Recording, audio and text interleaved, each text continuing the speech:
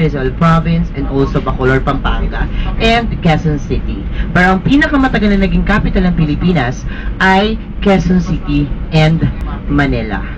Ang Quezon City kasi ay naging capital noong 1948 to 1976. Samantalang ang Manila is 1976 up to the present. Okay?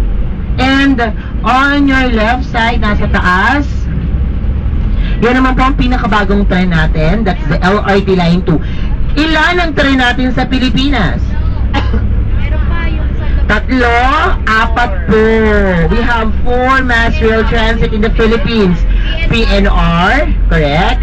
We have the LRT Line 1, the LRT Line 2, and the MRT Line 3. Yan.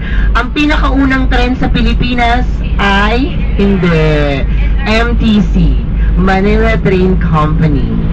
Ito ay bumabiyahe from Manila to Dagupan sa Pangasinan. Pagkatapos, ito po ay sinara. Magpalagay na lang po. Ito po ay pinalitan, ginawang PNR or Philippine National Railway. Bumabiyahe ito ng Tayuman, Manila hanggang sa Legazpi, Albay sa Bicol.